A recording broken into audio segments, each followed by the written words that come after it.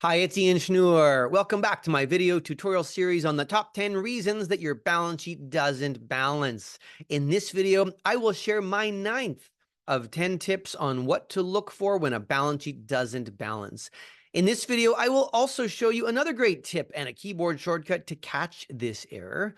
See my last video where I had another great tip, one of my favorites. The one in the last video and this one are two of my favorite tips to find errors in balance sheets. The problem in this video is a very common one, and it's often hard for people to find, and the issue is inconsistent formulas. And this happens when somebody changes a formula in one of the outer periods, let's say in year 3 or 4, or they fix a formula in year 1, but then they forget to copy it across. So again, there's an inconsistency. This can wreak havoc and cause all sorts of problems. So I want to show you what we're talking about and then how to solve this with a really great tip. So let's go back to the model here so that we can see exactly what we are talking about. Let me share my screen. So here we are. Here is the balance sheet. You see it on my screen. The balance sheet is working. And just to show you, if I go to the very bottom, it's working. It's balanced. Everything seems fine. Now, I'm going to show you what I mean by inconsistent formulas. I'm going to show you the two common ways people build inconsistent formulas, and I just mentioned them. Let's pretend in the prepaid expense row. The prepaid expenses is a link, and it's linking down below to row 262. It's linking to the working capital schedule, and every single row here is just a link. It's a consistent formula. Every one of these is just linking to row 262, as it should.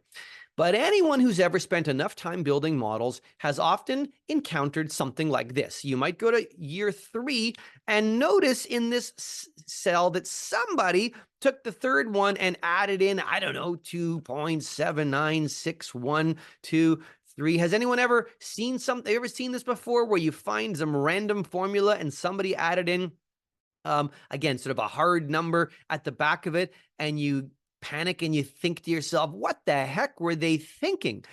I don't know. But here, and let's imagine there's a dead number, a hard-coded value at the end, and let's pretend in the 5th one, they also added in 1 point.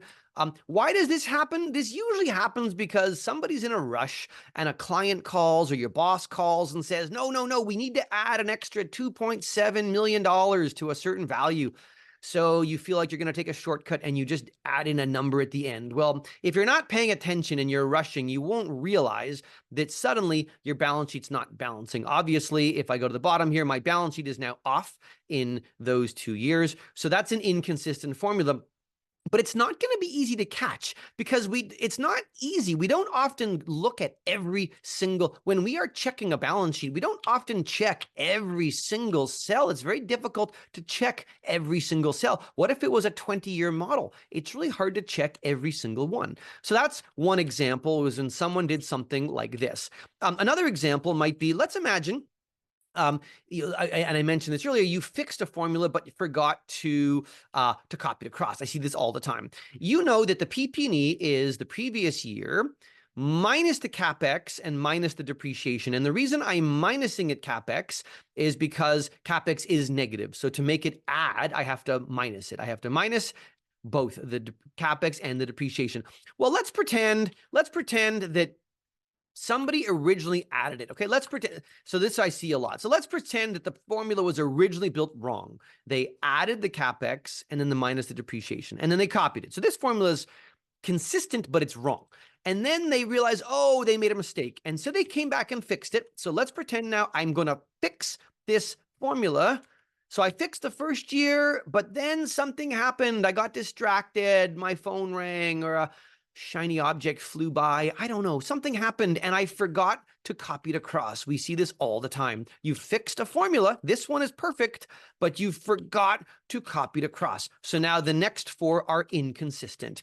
A big problem. Obviously, you will see my balance sheet is going to be way out of whack over the last 4 years. So imagine you're rushing and you get the balance sheet done and you think, oh my gosh, why am I so out of balance? Well, now you know there's 2 issues we need to find. One is in the prepaids and the other is in PP&E. Well, one of my favorite tips, my favorite keyboards to find, keyboard shortcuts to find errors is this. I just mentioned that it's very hard to check every single year. It's very hard to check every column. But my recommendation is only check the first one. When you're checking a model, only check the first column. So I only want to check this one here. I want to check the first year. And if the cash, so right now cash is linking above and it's correct. I want to know, are the rest of them the same? Are the rest the same? So let's go to here, the prepaid expenses. The first one is good. The first one is a link down below to the working capital schedule. I wish I could quickly know, are the rest of these exactly the same? Because if they are all correct. I will not need to check them all.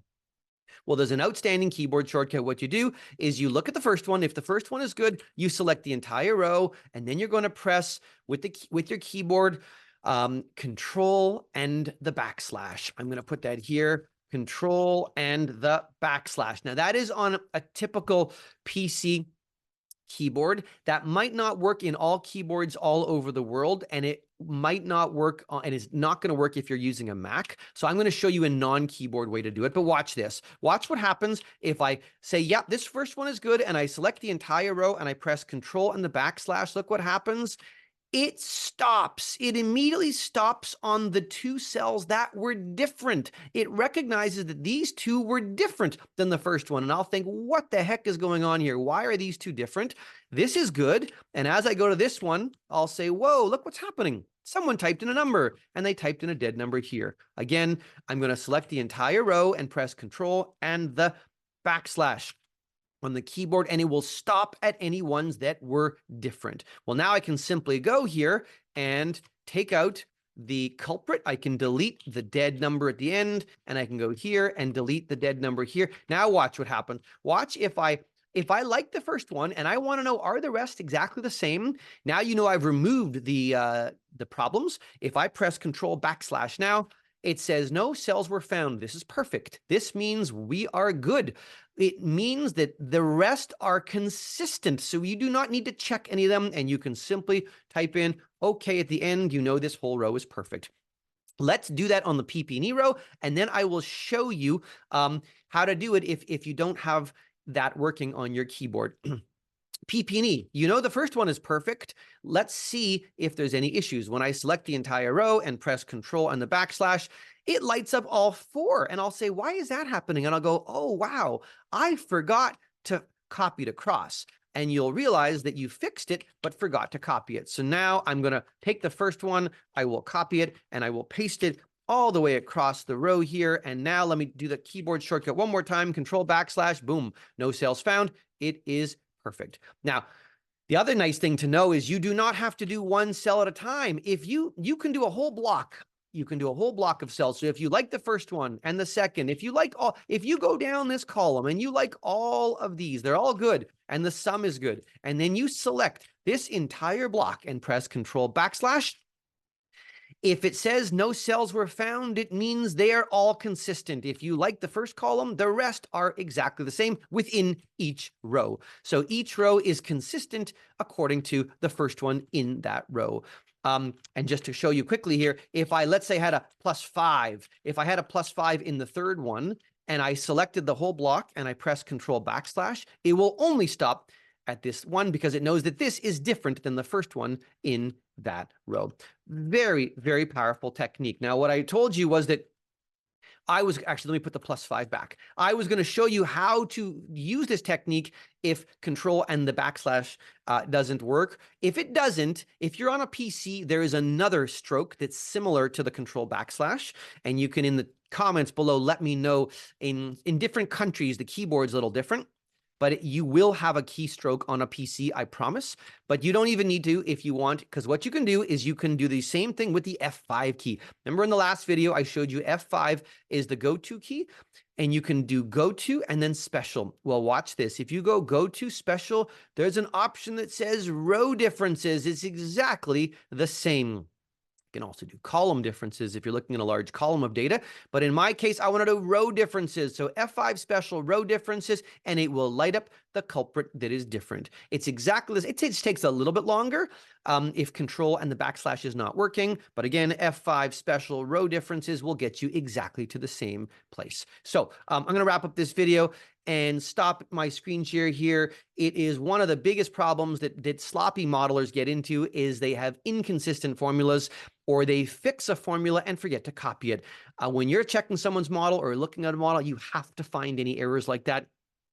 And selecting a whole row and going Control and the backslash or F5 special row differences is a tremendous way to find all sorts of problems. I have found hundreds of errors in people's models by using just that technique.